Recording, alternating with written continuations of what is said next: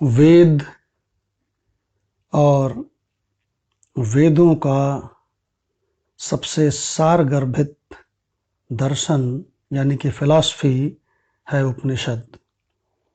और उपनिषद का मंत्र कहता है, हृदय ग्रंथि के बारे में बताता है कि ग्रंथि क्या है। ग्रंथि क्या है?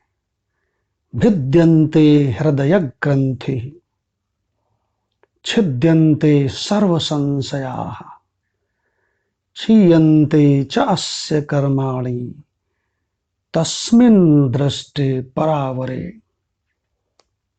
ऐसा ये मंत्र है।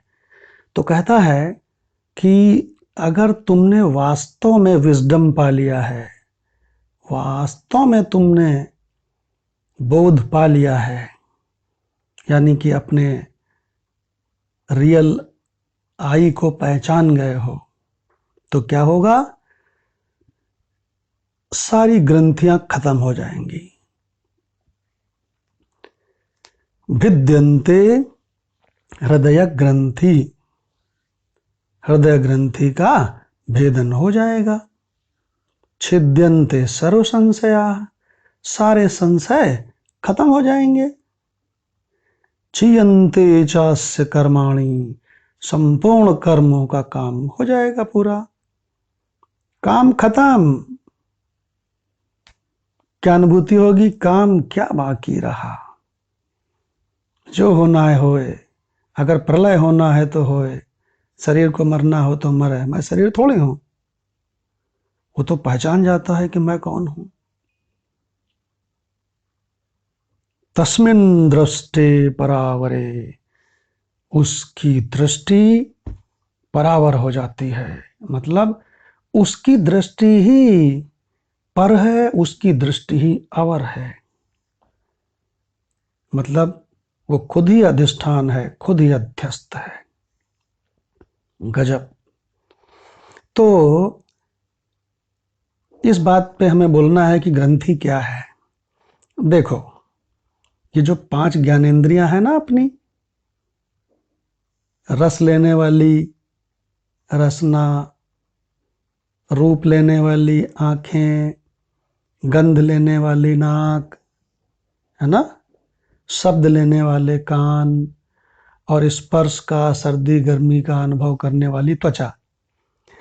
तो ये जो आंख है ना, ये इसकी ग्रंथि क्या है?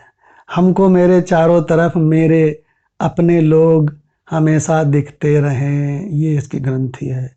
अरे बेवकूफ हो गया? आज तक किसी को उसके हमेशा सब लोग दिखते रहे हैं? असंभव। ये तो शरीर 4 दिनों का मेल है। आए, मिले, खेले, गए। तो मुझको मेरे चारों ओर सब दिखते रहें, मुझको मन पसंद, हम घर में ही रहें, हमको मन पसंद, सब मेरा मन पसंद दिखे। इसको बोलते हैं आंख की ग्रंथि। लेकिन ज्ञानेंद्रियां तो 5 हैं, ये तो अभी एक ही हुई है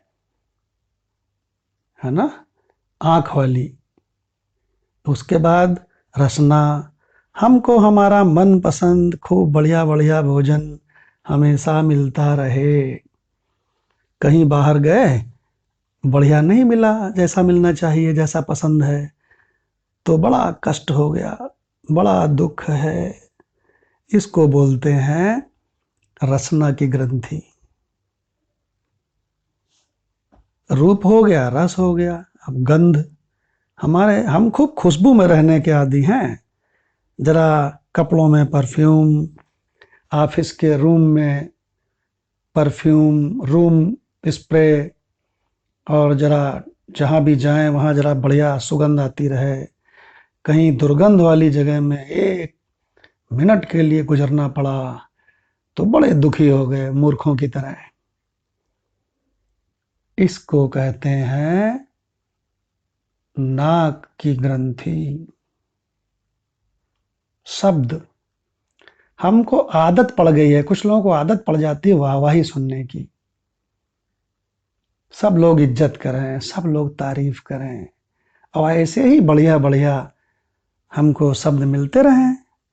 इसको कहते हैं कान की ग्रंथि। कभी गाली भी मिलेगी, कभी घर वाला लड़ेगा भी, कभी घरवाली भी चार बातें सुनाएगी, कभी बेटे बहू भी कड़वा बोल सकते हैं, तो बड़े दुखी हो गए मूर्खों की तरह।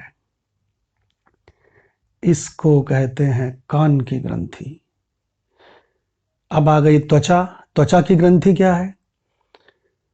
अरे कभी